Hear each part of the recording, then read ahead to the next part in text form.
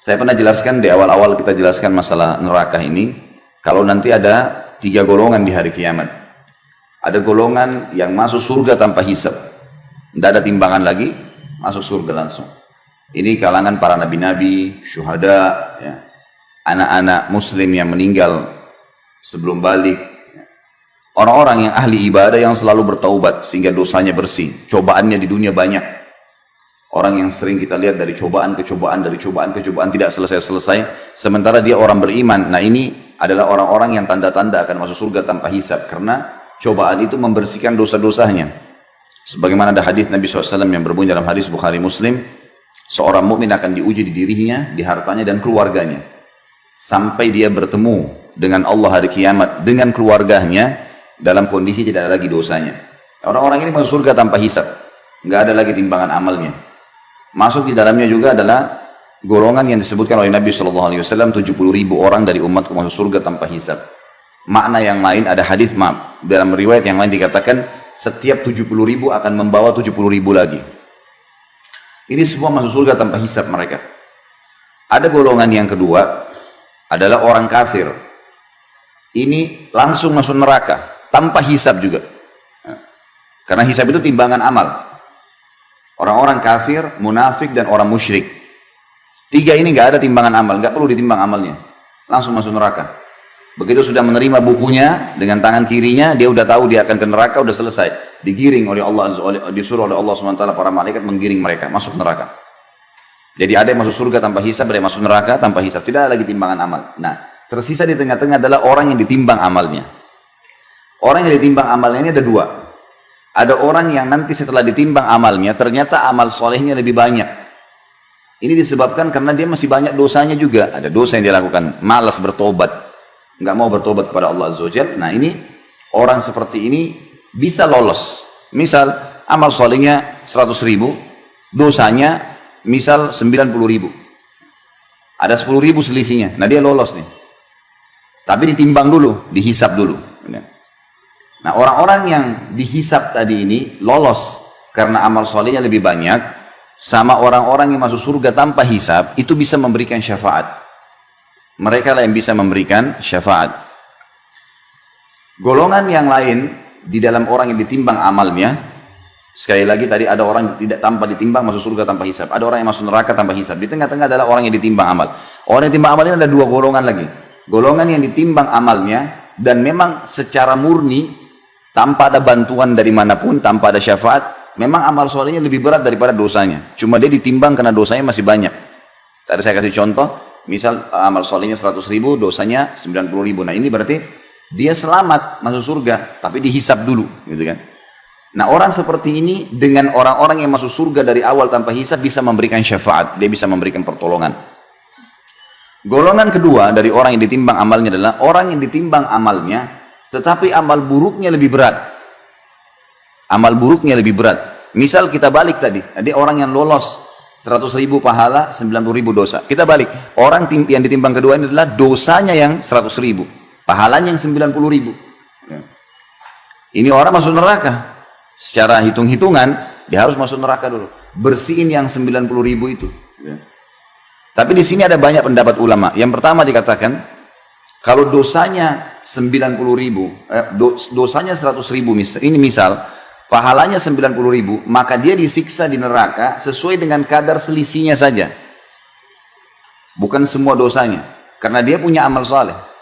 Dia punya amal saleh. Jadi misal kadarnya cuma beda 10.000 ya. 10.000 itulah yang disiksa di neraka. Karena yang lainnya dianggap berimbang dengan amal salehnya. Makin banyak dosanya, makin lama di neraka. Misal kalau selisihnya banyak sekali, dosanya 100.000, mungkin amal solehnya cuma 1.000. Ini berat buat dia akan disiksa. Bahkan ada orang hari kiamat, amal solehnya tidak ada sama sekali. Kalaupun dia ibadah, sholat, riya, sedekah, riya, atau tidak ada yang dia buat, mungkin cuma seumur hidupnya cuma 2 kali sedekah. Mungkin ada orang cuma 2 kali sholat, muslim tapi tiap hari buat dosa, dustalah, dengar musik lah, inilah, itulah, zina lah, macam-macam. Dosanya banyak. Nah, ini berat ini. Dia akan masuk neraka sampai bersih dosa-dosanya itu kan. Nah, baik. Jadi di sini orang yang ditimbang amalnya, yang kedua ini adalah orang yang dosanya lebih berat, lebih banyak daripada amal solehnya, dia akan masuk ke neraka. Kita masuk ke bahasan kita masalah syafaat. Orang yang masuk surga tanpa hisab tadi, dengan orang yang sudah lolos murni memang karena pahalanya banyak, dosanya ada tapi pahalanya lebih banyak, mereka boleh memberikan syafaat. Yang diberikan syafaat adalah orang yang tadi ini, yang ditimbang dosanya lebih banyak daripada amal solehnya. Tidak ada syafaat bagi orang kafir, nggak ada syafaat untuk orang munafik, nggak ada syafaat untuk orang musyrik. Yang kekal-kekal di neraka ini nggak ada syafaat, nggak ada pertolongan buat mereka, nggak ada orang-orang ini keluar dari neraka selamanya abadi. Yang kena syafaat hanya golongan kedua tadi yang ditimbang amal itu, hanya itu saja. Yang lain nggak ada lagi. Ini yang dimaksud dengan syafaat. Nah, yang memberikan syafaat tadi adalah orang yang lolos murni karena pahalanya lebih banyak dan para orang-orang yang masuk surga tanpa hisab. Amin. Dibersihkanlah. Nah, orang-orang yang masuk neraka dulu dari orang yang ditimbang amalnya, dari kaum muslimin atau kaum mukminin, orang yang beriman. Di dalam ilmu agama kita diberikan istilah dengan usatul mukminin. Usat itu maksudnya ahli maksiat. Maksiat, usat itu artinya orang-orang yang berbuat dosa, tidak sempat taubat, mereka masuk neraka nih. Nah, pada saat masuk neraka, disinilah saatnya syafaat. Saatnya syafaat. Diberikanlah syafaat ke mereka dari kerabatnya, dari teman-temannya. Bahkan Nabi Muhammad SAW sendiri memberikan syafaat. Nah, di sini akan dikeluarkan mereka. Tapi mereka sudah masuk ke neraka. Dan Allahu a'lam berapa lama. Allahu a'lam. Ada juga pendapat ulama mengatakan, syafaat orang-orang yang masuk surga tanpa hisab, mereka bisa memilih kapan mereka memberikan syafaat. Mereka bisa memilih kapan memberikan syafaat. Misal, sebelum masuk surga pun, Nabi Muhammad SAW dan para nabi-nabi bisa memberikan syafaat. Sebelum masuk surga. Jadi masih selesai timbangan amal, orang-orang masih pada lewat di atas sirat, itu sudah ada syafaat-syafaat mereka. Ada orang-orang yang dapat syafaat. Contoh misal, ada orang dosanya 100.000, tadi pahalanya 90.000. Selisihnya kan 10.000 ya. Nah, dia mendapatkan syafaat nih. Syafaat nabi-nabi, syafaat Nabi Muhammad SAW misalnya, syafaat seorang keluarganya yang mati syahid. Maka dosanya dibersihkan. Dosanya dibersihkan. Mereka lolos. Mereka lolos. Karena diberikan syafaat oleh orang-orang yang masuk surga tanpa hisab. Ada juga orang yang dapat syafaat tapi bukan dari golongan yang masuk surga tanpa hisab. Cuman dari kerabatnya yang lolos tadi timbangan amal tapi sedikit. Misal, tadi masih ingat saya bilang kalau ada orang yang murni pahalanya 100.000, dosanya 90.000, kan dia lolos masuk surga ya. Dia punya selisih 10.000 kan. Nah, dia diberikan kesempatan oleh Allah untuk memberikan syafaat. Dia diberikan kesempatan oleh Allah Azza wa Jalla untuk memberikan syafaat sesuai dengan kadar pahala dia yang lebih saja. Jadi ada orang yang memberikan syafaat tanpa hisab, itu terutama nabi-nabi, mereka bisa memberikan syafaat kapan saja, sebelum masuk surga pun ya. Ada orang-orang, jadi diselamatin tuh orang-orang. Sebelum masuk surga, sebelum masuk neraka sudah diselamatin. Ada orang-orang enggak, mereka masuk neraka dulu, lalu ditolong. Nah, yang menolong mereka ini bisa para nabi-nabi juga, syafaat yang lainnya, bisa sebelum masuk neraka atau sudah masuk neraka. Ada juga kerabat mereka yang lolos timbangan amal, tapi kadar selisihnya sedikit. Misal antara pahalanya 100.000, dosanya 90.000. Nah, ini selisihnya sedikit 10.000. Dia cuma bisa menolong 10.000 itu saja. Misal ada kerabatnya ternyata butuh 9.000 pahala. Dikasihlah sama dia. Bukan dikasih dari pahala dia ya. Kadar itu bisa dipakai. Dia bantulah misalnya ibunya kurang 9.000 dikasih sama dia. Sisa 1.000 dia kasih kepada adiknya misalnya. Tapi adiknya ini punya dosa 5.000. Dia dibantu 1.000. Berarti kan belum bisa masuk ke neraka nanti si adik. Tapi cuma kadar 4.000 disiksa. Ada begitu, itu namanya semua itu ada bentuk-bentuk syafaat ya. Pertolongan-pertolongan yang akan membantu. Tetapi ini semua tentu targetnya apa? Kita jangan jadikan sebagai target Bapak Ibu sekalian. Karena pertolongan itu bisa dapat, bisa enggak. Iya, kalau misalnya anak kita misalnya nunjuk kita atau saudara kita nunjuk kita, mungkin dia tunjuk orang lain. Pada saat itu orang sudah beda keadaannya, gitu kan. Orang akan memikirkan terserah dia mau selamatin siapa. Nah, itu masalah, gitu kan. Makanya orang yang mati syahid memberikan syafaat 70 orang yang dia kenal, itu bebas, kerabatnya kah, temannya kah. Sampai para sahabat kalau mereka berperang, sebelum masuk di kancah peperangan mereka saling berwasiat. Nanti kalau saya mati duluan syahid, Allah mudahin saya akan berikan kau syafaatku. Temannya bilang, kalau saya mati syahid saya juga akan berikan kepada kamu. Jadi mereka sudah janjian.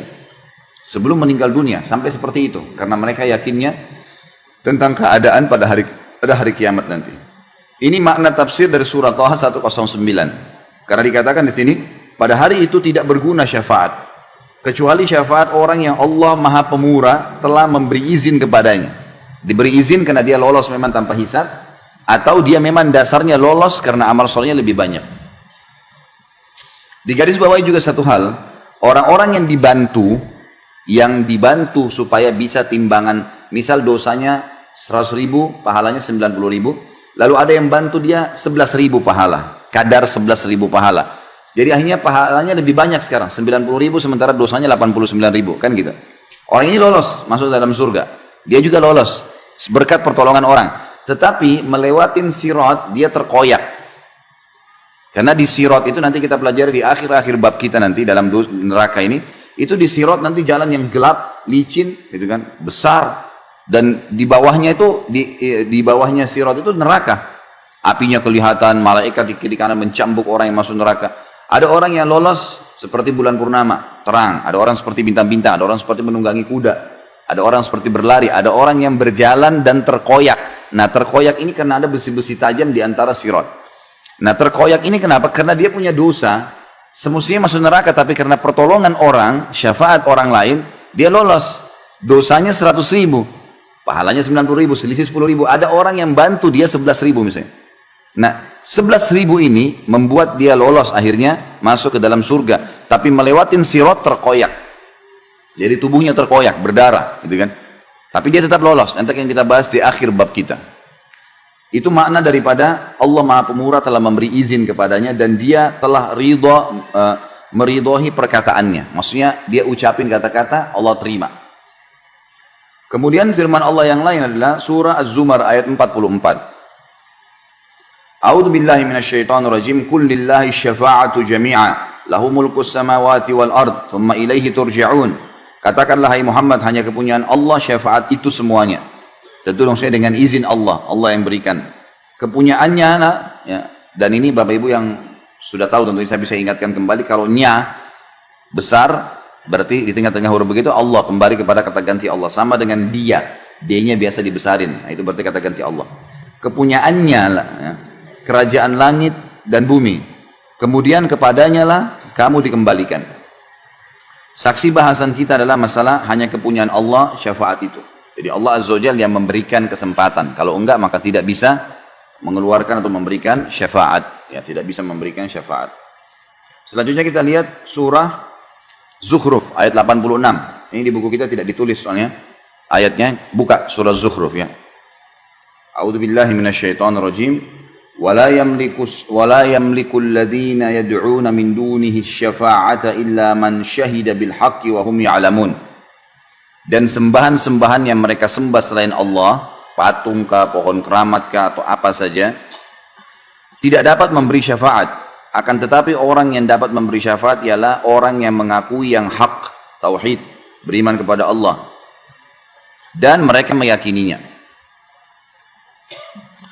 Kita bahas sekarang hadis Nabi SAW. Tadi beberapa ayat Al-Quran yang menjelaskan tentang syafaat. Dan sudah saya rincikan tadi seperti apa syafaat pada hari kiamat itu. Di dalam hadis riwayatkan Imam Bukhari dan juga Imam Muslim, Abu Sa'id Al-Khudri radhiyallahu anhu meriwayatkan dari Nabi SAW, "Yadkhulu ahlul jannatil jannata wa ahlun nari nara. Thumma yaqulu Allah azza wa jalla, akhriju man kana fi qalbi mithqalu habbatin min khardalin min iman. فيخرجون منها قد سودوا فيلقون في نهر الحياة فينبتون كما تنبت الحبة في جانب السيل ألم ترى أنها تخرج صفراء ملتوية." Ahli surga pada saat sudah masuk ke dalam surga, semuanya sudah masuk ke dalam surga, dan ahli neraka sudah masuk ke neraka. Kemudian Allah Azza wa Jalla berfirman, keluarkanlah siapa saja dalam hatinya terdapat seberat biji sawi dari keimanan. Keluarkan siapa saja yang dalam hatinya terdapat seberat biji sawi keimanan. Lalu mereka dikeluarkan dari neraka dalam keadaan telah menjadi hitam. Lalu mereka dilemparkan di sungai kehidupan, sebuah sungai kehidupan. Sungai kehidupan ini ada di depan surga, di depan surga.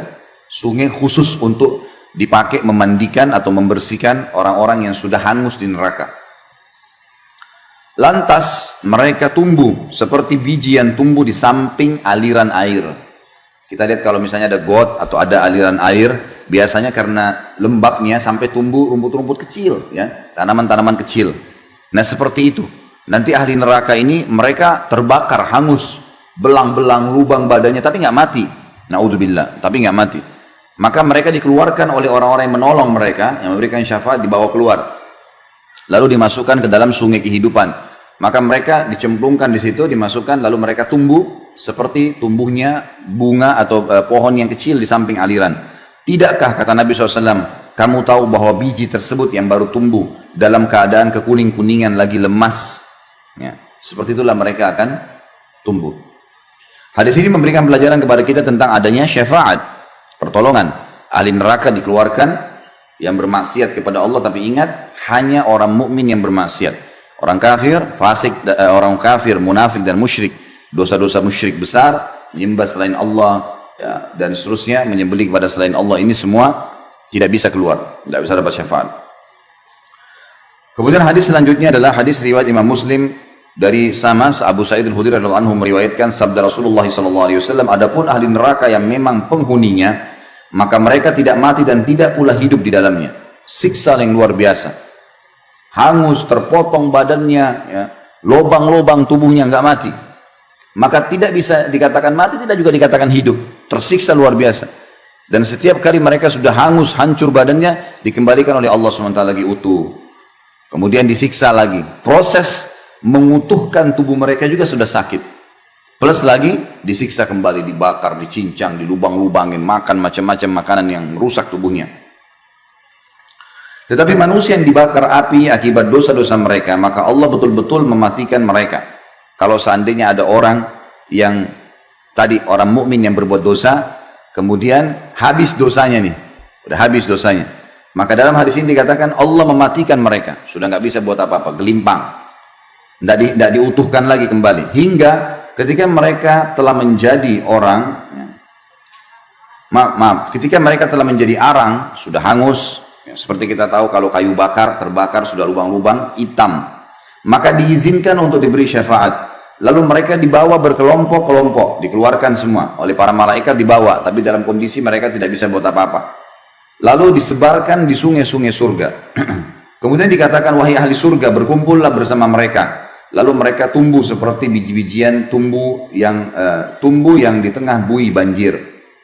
Jadi maksudnya nanti orang-orang ahli surga akan memberikan syafaat, dia sebutkan misalnya siapa, atau dia datang sendiri menunjuknya, malaikat akan mengambil siapa yang ditolong itu, tapi dalam kondisi memang orang-orang mukmin yang sudah dapat syafaat ini dalam kondisi sudah lemah, sudah nggak bisa bahasakan di sini mati. Tapi kan kita sudah tahu ya, tidak ada kematian di akhirat. Jadi ini cuma bahasa mati, artinya sudah tidak diperbaharui lagi oleh Allah SWT. Karena ahli neraka masih punya dosa, apalagi orang kafir, naudzubillah, terus rusak diperbaikin, disiksa lagi, rusak diperbaikin, begitu tidak ada batasnya, kekal selamanya. Maka orang-orang ini akan dikeluarkan oleh para malaikat lalu dibawa ke sungai. Lalu dikatakan ke sungai di depan surga. Lalu dikatakan kepada penghuni surga, kumpullah. Maksudnya kumpul di sini ada hadisnya nanti menjelaskan. Orang-orang ahli surga memercik-mercikkan mereka dengan air itu di sungai kehidupan tadi. Dipercik-percikkan dengan air sehingga mereka ya jadi seperti kayu yang sudah terbakar seperti arang lalu disiram. Terus ya sampai mereka tumbuh seperti tumbuhnya tanaman atau biji yang ada di antara buih air gitu. Jadi mereka tumbuh di dalam sungai itu. Hadis selanjutnya, hadis yang diriwayatkan oleh Imam Ahmad dan ini disebutkan sahih sesuai dengan syarat Imam Muslim. Abu Sa'id Al-Khudri juga radhiyallahu anhu menuturkan bahwasanya Rasulullah SAW bersabda, "Sayakhruju nasun minan nari qad ihtaraku wa kanu mithlal humam, thumma la yazalu ahlul jannati yarushuna 'alaihim al-ma' hatta yambutuna nabatal gutha'i fis sail." Orang-orang akan dikeluarkan dari neraka dalam keadaan telah terbakar dan mereka sudah seperti arang. Arang kita tahu sudah hitam, bolong-bolong gitu kan. Kemudian ahli surga terus menerus mencipratkan air pada mereka hingga mereka tumbuh seperti tumbuhan yang lemah di aliran air. Di sini maksudnya tentu hadis yang tidak bisa dibaca satu-satu ya. Ini saling menguatkan. Artinya kalau kita tarik dari 3 hadis ini, ahli surga akan berikan syafaat dulu, saya mau tolong si fulan, saya mau tolong si fulana, misal Allah izinkan dia, maka diambillah orang tersebut, baik dia tunjuk, dia jemput, dia tanya, sampaikan, maka malaikat mengambil, lalu dikeluarkan, dicemplungin di sungai kehidupan tadi di depan surga.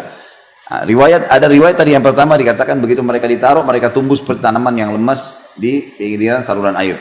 Riwayat yang kedua dan yang ketiga menjelaskan ahli surga memercikkan mereka dengan air tersebut. Jadi terus disiramin sampai mereka tumbuh utuh menjadi manusia yang utuh. Jadi seperti warna kekuning-kuningan tadi kata Nabi SAW. Seperti pohon yang baru tumbuh. Warnanya indah, tapi masih lemas ya, dalam kondisi memang lemas. Hadis selanjutnya, hadis diriwayatkan, hadis ini disahihkan oleh Syekh Al-Albani dalam silsilah hadis sahihah. Abu Sa'id Al-Khudri radhiyallahu anhu meriwayatkan sabda Rasulullah SAW, Inna Allah Azza wa Jal yukhriju qauman minan nari ba'da ma la yabqa minhum fiha illa al-ujuh wa yudkhilhumullahu al-jannah. Sesungguhnya Allah Azza wa Jalla akan mengeluarkan satu kaum dari neraka setelah tidak tersisa dari mereka di dalamnya kecuali wajahnya. Hancur semuanya, wajahnya yang masih ada terlihat. Lalu dia memasukkan mereka ke dalam surga. Maksudnya Allah SWT masukkan mereka ke dalam surga. Tapi sama, hadis ini sama dihubungkan dengan hadis sebelumnya. Sebelum masuk surga, tidak dibiarkan dalam kondisi parah seperti itu, dicemplungin di sungai kehidupan tadi, lalu kemudian mereka utuh menjadi manusia kembali, baru dimasukkan ke dalam surga.